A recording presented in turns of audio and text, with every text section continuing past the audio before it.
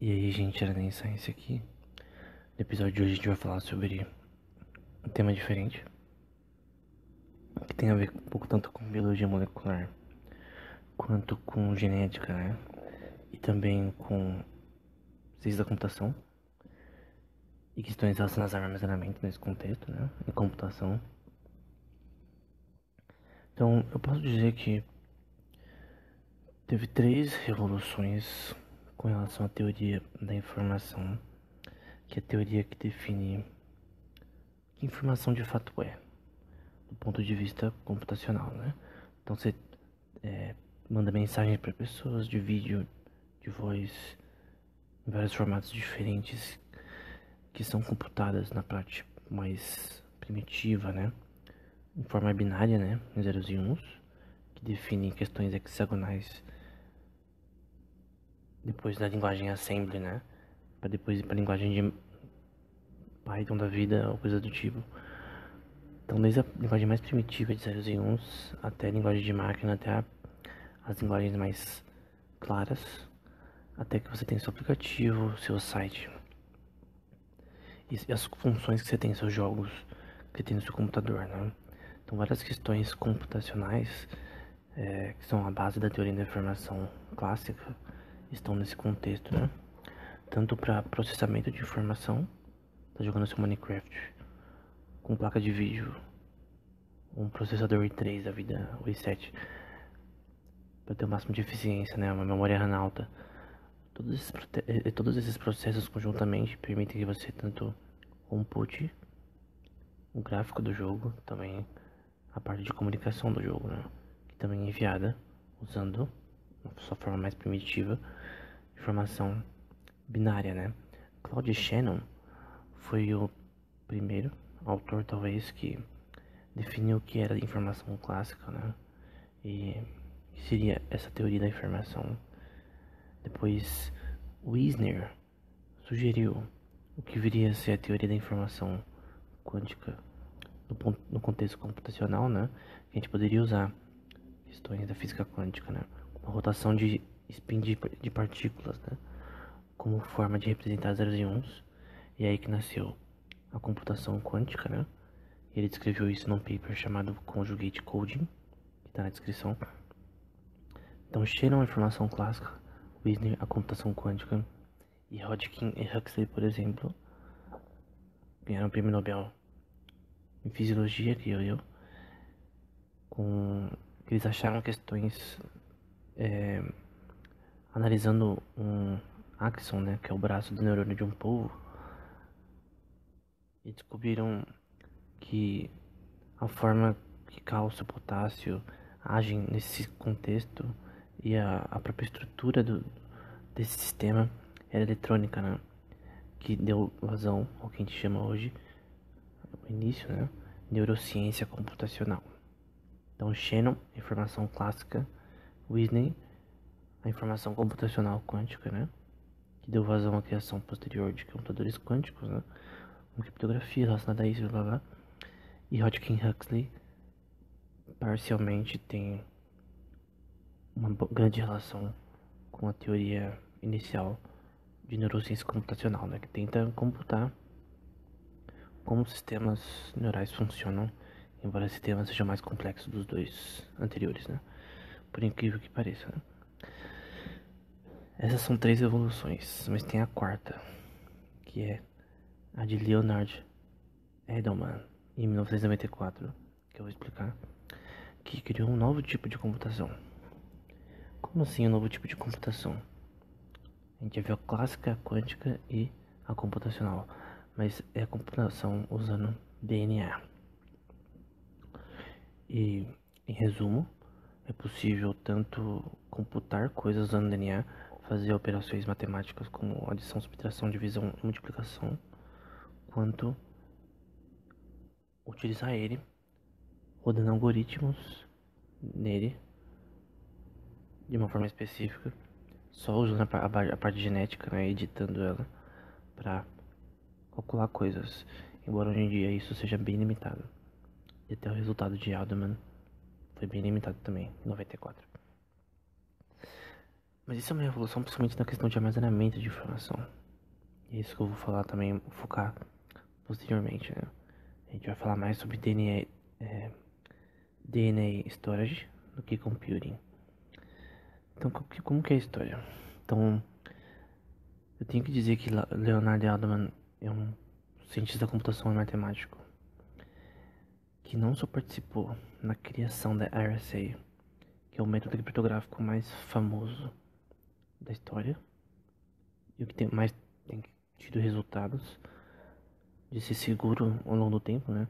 Você vai usar internet, aplicativos, jogos, muita da parte criptográfica que usa desses dispositivos, a base na internet tem base na RSA, né? Tem também a IS, criptografia de chave elíptica, de curva elíptica, né? Mas a RSA é a mais importante dessas três, né? Porque é uma criptografia assimétrica, né? Tem duas chaves, privada e pública, baseado na chave do Diffie-Hellman, inicialmente. E ele participou disso, né? Só de ter participado disso, ele ganhou o Turing Prize, né? Que é tipo o Nobel na ciência da computação. E com certeza já era suficiente para ele ser alguém importante na história do tema, né? Só que em 94, até depois disso, ele, eu não sei se era um sabático, que é quando os pesquisadores dão uma pausa e vão para laboratórios diferentes para dar uma descansada.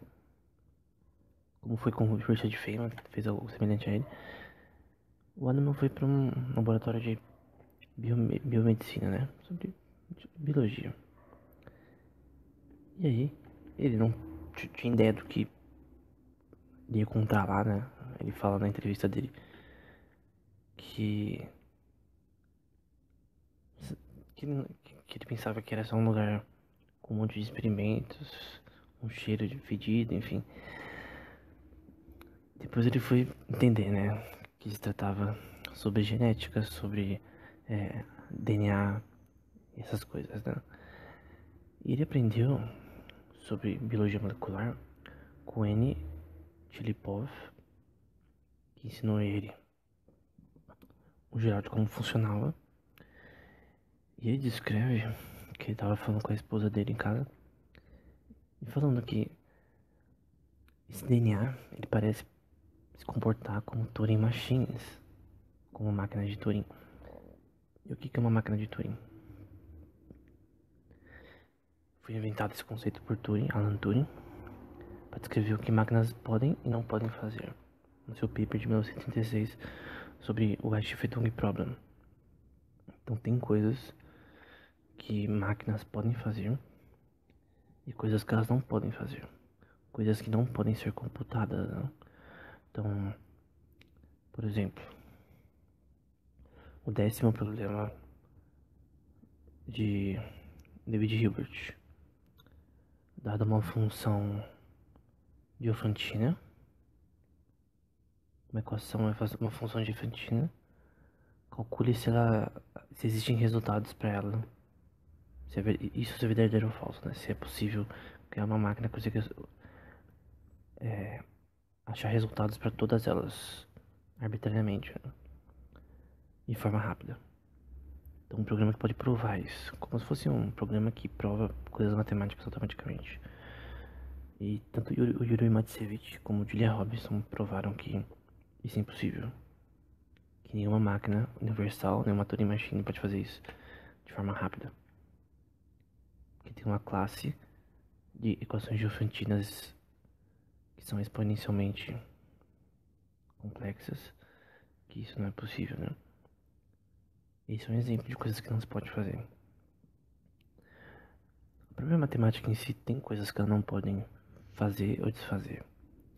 Falar se é verdade ou verdade, ou mentira, né?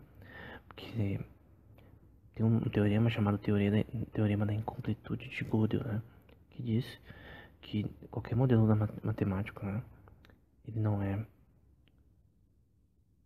por mais que ele seja consistente, ele não pode provar e desprovar tudo o que ele quiser, porque ele tem uma inconsistência inerente em si mesmo, né? Então, um exemplo, o ZFC, ou só o ZF, né, que é o modelo axiomático do Zermelo-Fraenkel. O modelo axiomático contém regras sobre as bases aritméticas da matemática, né? E também os axiomas, né? Como o axioma da escolha, enfim, da ordem. Por exemplo, vamos supor, comutatividade, associatividade, todas essas questões básicas da aritmética, elas formam um conjunto de axiomas, né? Então, quando eu somo A mais B, vai dar um valor C. Se eu inverto B e A, também vai dar o mesmo valor. A vezes B é igual a B vezes C. E assim sucessivamente. Esses axiomas, tem vários modelos de axiomas. Tem o do Zermelo-Fraenkel, do Peano, Tarski-Grothendieck,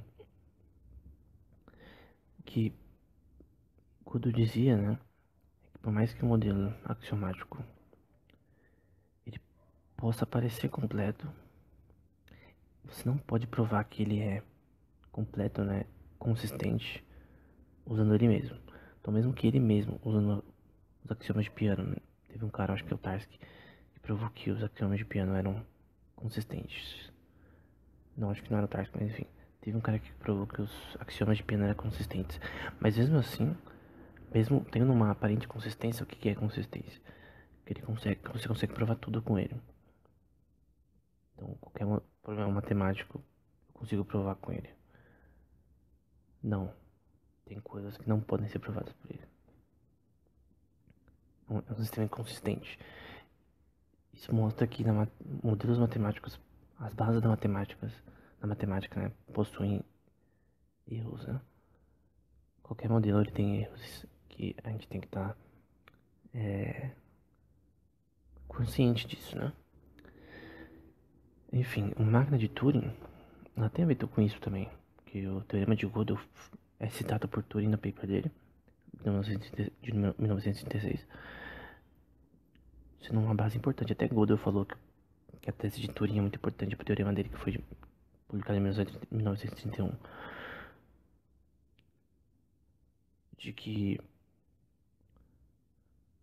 ele usa uma questão de lambda cálculos, né? Mas pensa num sistema de equações, de funções que você tem limites para que a computação pode ou não resolver. Por exemplo, a computação não pode resolver um problema que ele é infinito. Isso é óbvio, né? Qualquer idiota sabe disso. E mesmo que não seja infinito, ele não consegue resolver problemas que estão além da sua capacidade atual. Então, são propriedades interessantes na ciência da computação, nas bases da ciência da computação e da matemática, né? E Edelman, ele percebeu isso. Ele percebeu que o DNA, que as bases fundamentais do DNA, que eu já vou falar, elas parecem com uma máquina de Turing. Você tem uma sequência, que é uma sequência que, assim como a máquina de Turing, ela é linear, que na máquina de Turing, os zeros e uns não é uma coisa paralela, não é uma computação paralela simultânea de vários processadores ao mesmo tempo. É uma coisa um por vez. Então 0, 1, 1, 1, 0, 0, 1. É linear. Ele tem tipo uma pinça que aponta para a questão teórica, né? Que aponta para o 0, 1, como se fosse uma roleta, sabe? Que vai passando em ordem, né? 0, 1, 1, 0, 0, 1, enfim. Mais ou menos assim. Mas com essa máquina, por mais que ela seja lenta, né? Porque você fazer um por um fica muito lento. Mas você consegue com ela, teoricamente, provar várias coisas relacionadas à computação, né? O computador pode não fazer. E ele viu, pô, essas bases podem representar zeros e uns. Quais são as bases que foram descobertas por Watson e Crick como sendo as bases fundamentais do DNA, né?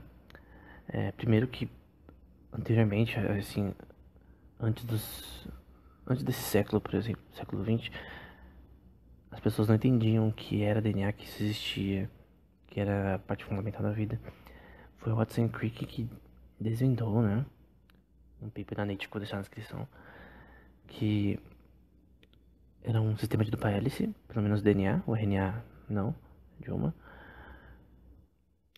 mas que o DNA é um sistema de dupla hélice com pontos de hidrogênio que funcionavam em pares, né? E que as bases eram 4 nucleotídeos: guanina, citosina, timina, guanina, citosina, timina e adenina. Então, essas são as bases fundamentais, o A, G, C e T. No caso do mRNA, a gente troca a timina por uracila.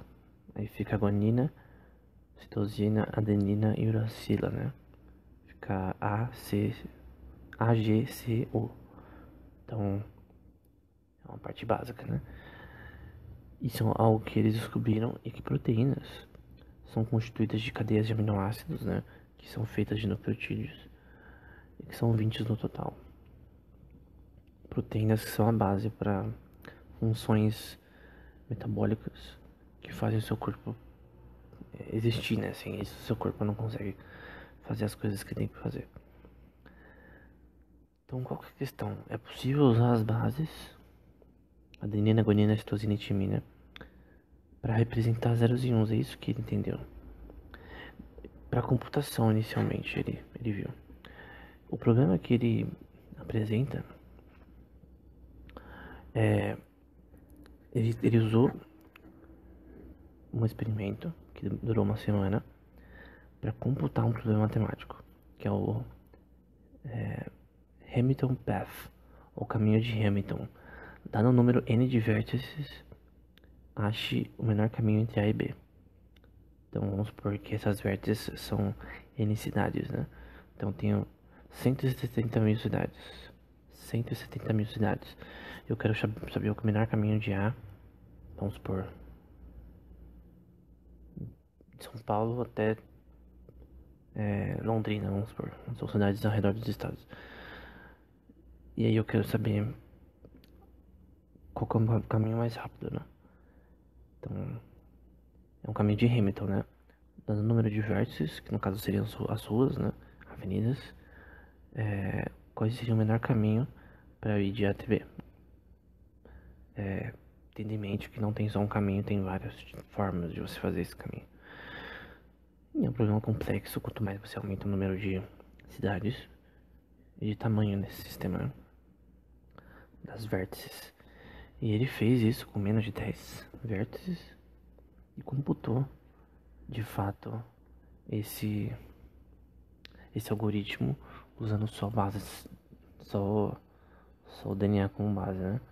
Então, esse paper que ele não conseguiu publicar na Nature, acho que a Nature deve ficar até hoje triste com isso, né? A Nature não aceitou o paper dele inicialmente, ele publicou na iScience, que também é um jornal muito conhecido. O nome é Molecular Computation of Solutions to Combinatorial Problems, né? Então, ele descreve como ele computou esse sistema, esse experimento, né? E aí mostra imagens mostrando isso, enfim. Então, o que ele fez na prática, né? Uma coisa importante são os oligonucleotídeos. Que são isso? São cadeias de DNA, de nucleotídeos, né? Que são medidos em mers, como 12 mers, 15, 25. Normalmente de 13 até 25 mers. São cadeias de aminoácidos de nucleotídeos pequenas, que no caso é usado para da forma específica para esse problema, né? Então, o que ele fez foi basicamente criar uma forma diferente, né? Usando somente esses oligonucleotídeos como base. Não para armazenar informação, mas para computar informação, né? Então, é realmente interessante essa parte, né? Então, ele falando sobre essas questões de que tipos de problemas poderiam ser resolvidos dessa forma, né? Na prática, DNA computing é uma coisa muito mais complexa e não é o que é mainstream no momento, porque o número de nucleotídeos e, e o preço para você computar coisas complexas, como Traveling Salesman Problem, por exemplo, dado um número N de cidades, com um orçamento O, calcule o menor caminho com o menor orçamento para tal. Entre tais cidades, você tem que visitar todas. Não é você só de ir de A até B, é visitar todas no menor tempo possível. Quando você aumenta o número de cidades, até 1000, 9000 fica fácil, mas quando você aumenta mais, fica mais difícil. Resolver problemas como esse, né? Problemas na teoria dos grafos, né? Em Graph Theory. Porém, você precisa de muitas bases e é muito complexo, né? Então, normalmente, por mais que esse foi o foco dele inicial, hoje em dia a gente vê mais a utilidade mais em curto prazo nesse tema é de DNA Storage, que a gente vai falar aqui. Primeiro, como eu disse antes, computação usa zeros e uns como base. E vamos supor que a gente use, normalmente, tradicionalmente, é usado adenina como 00, timina como 01, citosina como 10 e guanina como 11. Então você está representando números binários, né? Uma cadeia de números binários com pares, né? Com esses três nucleotídeos, né? Tem outros, Church et al, que tá na descrição. Eles fazem uma pesquisa, né? Que tá na descrição. Que eles na verdade usam ou o A e o T para 0 ou o C e o G para 1. Então eles usam um método diferente. Não tem como. Você não precisa necessariamente fazer só dessa forma. Aí num capítulo que eu escrevi para um livro, que é o Inquisitiones Ex Natura, que tá na Amazon, o volume 2, eu coloquei aqui parte do código genético da Escherichia coli. Vou deixar na descrição. E coloquei depois o valor binário, usando essa fórmula, né? Adenina para 00, timina para 01 e blá blá blá. E aí uma sequência binária, né? Então, qualquer questão, você consegue representar isso de forma binária. Só que como que se representa informação com isso? Para isso, é necessário mudar a ordem desses nucleotídeos para ficar do jeito da sua informação binária. Como, por exemplo, vamos supor que eu tenho uma chave privada da minha carteira virtual de Bitcoin. É uma sequência de caracteres e números bem grande. E vamos supor que eu converto ela para binário. No caso, ninguém sabe, só eu tenho acesso. É minha carteira para dar chave, vamos supor que é $1 milhão. Então, eu tenho $1 milhão em Bitcoin ou em outras criptomoedas. Pode ser Ethereum, pode ser XRP, não importa. E eu converto ela para binário. No caso, eu vou dar para um time de pessoas de uma empresa de DNA Storage para fazer isso. E aí eu converto isso para binário. E aí o que os pesquisadores vão fazer? Eles vão pegar uma cadeia de nucleotídeos. No caso, essa chave virtual, como é um hash, não é muito longo. Tem 3,5 linhas de números. Quanto mais longo, mais caro para você fazer isso. Eles vão editar esses oligonucleotídeos para ficar igual a essa base. Essa base que você quer converter para material genético, né?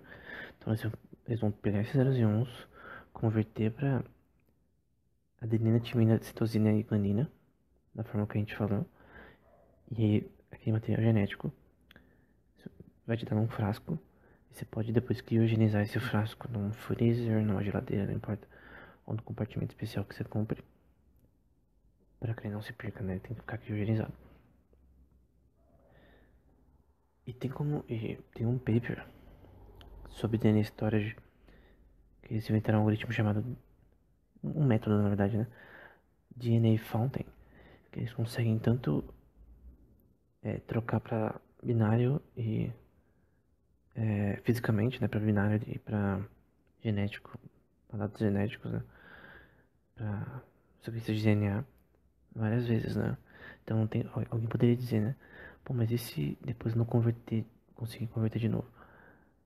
Na verdade tem como você fazer isso. Isso é automático, tá? Tem máquinas que conseguem converter isso rapidamente de DNA para binário e para binário para DNA. E tem até um programa do GitHub, que é de um pesquisador nessa área, né? Que se chama DNA to Binary no GitHub, que permite que você converta uma pasta FASTA direto para zeros e uns. Então você pega um arquivo com uma sequência gigante e se converte automaticamente para zeros e uns. Então, assim, é caro fazer isso em larga escala, mas mesmo assim, hoje em dia tá muito mais barato, né? Talvez se te custe aí, dependendo do quanto você vai fazer, $1.000, 3.500, enfim. Depende do tamanho do que você quer converter para material genético. Mas teve uma notícia que é no CNET, que tá na descrição. Bitcoin Fanatics are restoring their cryptocurrency passwords in DNA. Em 2018, né? Tá na descrição. Que investidores, né? Tinham clientes que eram de uma empresa específica nos Estados Unidos que estavam já guardando suas chaves criptográficas de forma genética. É tipo, como eles têm bastante dinheiro nessas carteiras virtuais, era o último recurso, né? Vamos supor que deu ruim com o computador, com o que tá salvo no HD, as chaves criptográficas ou coisas do tipo, que é mais seguro você salvar em cold wallet, né? Então é o último recurso, né? E isso também porque cold wallets são carteiras físicas, né? Pendrives, HD ou no papel mesmo, que você usa para guardar suas criptomoedas. Só que no caso do DNA é uma cold wallet de verdade, né? Literal. Porque é literalmente criogenizada, né? E se você quiser trocar pra sua chave de novo, né? Pra binário e depois pra informação que você quer, você leva esse material genético pro laboratório que você fez isso, converte ele de novo pra chave e enfim, é isso. Tem um delay nesse tempo, né? Mas não é nada, não é nada tipo muito custoso de tempo a questão pra você trocar a chave pra o material genético pra chave. Então naquele material genético ele foi editado de forma a, se a gente converter para zeros e uns com as bases certas, a gente tem a informação que a gente catalogou ali, né? Então a questão, DNA Storage é uma forma de você guardar informação dentro de material genético. E a própria Google tem investido nisso recentemente. E já tem, parece, um laboratório de pesquisa só para isso. De uma forma alternativa de armazenamento. Qual que é a parte que veio o hype? Tem um paper do cara que eu já citei, que é o Church Shaw. E eu descobri esse paper no paper da Erlich e Zelinsky, 2017. Então o que esses caras falam? Que em 1 grama de DNA, apenas 1 grama. Lembrando que 1 grama é bastante coisa. Tem bastantes bases de DNA ali dentro. Tanto que você pega os organismos simples como bactérias, você vai ver com milhares de sequências de código, né? DNA. Então 1 grama é muita coisa. Poderia conter 455 exabytes de informação. Isso é milhares e milhares de teras, né? Então é um número de informação brutal. 455 exabytes de informação. Então 1 grama de DNA tem um tanto de informação que você poderia guardar muita coisa ali criogenizada, né? Então uma forma de você guardar informação que pode ser uma alternativa no futuro, que a gente tende a cada vez mais precisar de mais lugares para se guardar informação, né?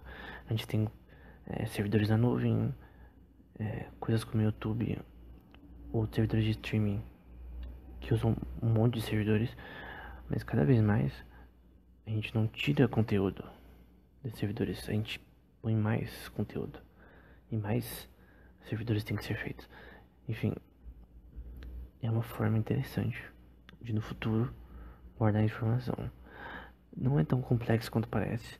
A tecnologia em si não é nova, mas para isso ser escalável, a tecnologia de sequenciamento deveria aumentar e ser barateada muito mais, né?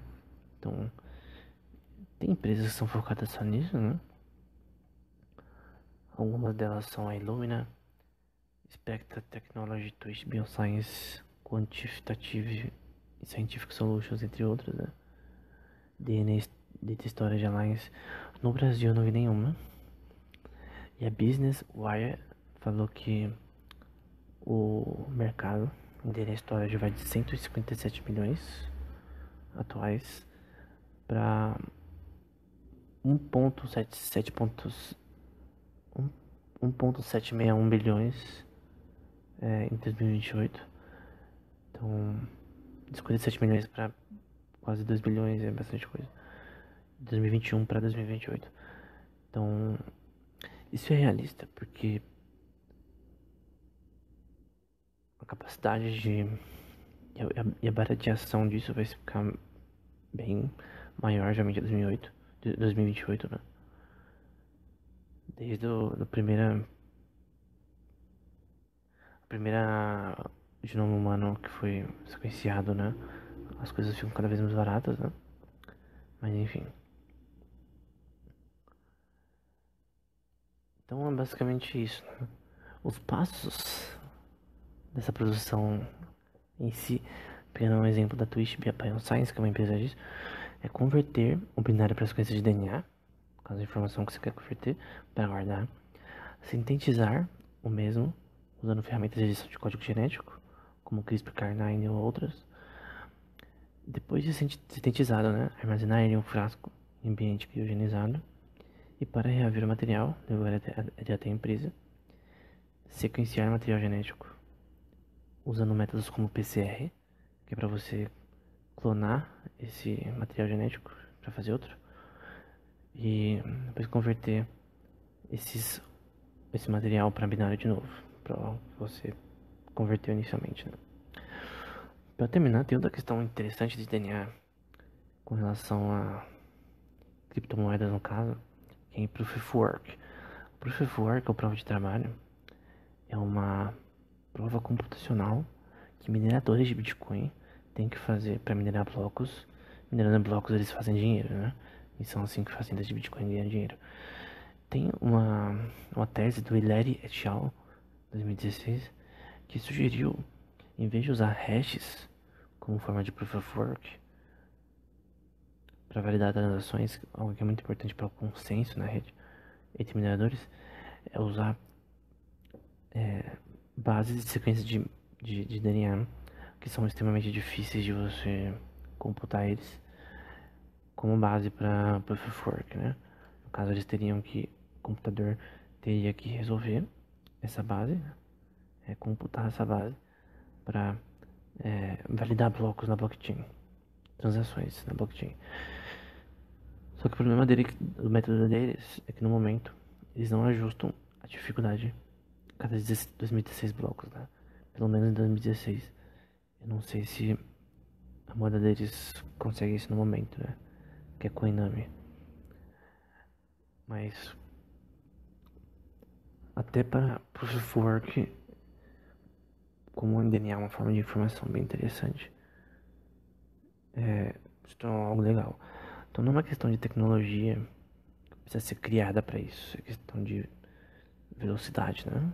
A gente não tem a capacidade, nem velocidade, é questão de a gente não é barateado o suficiente para fazer computações, resolver algoritmos complexos com DNA computing, e nem barato o suficiente para armazenar material, né, informação dentro de DNA, né? Mas tem empresas que estão fazendo isso, né? Com as que eu citei.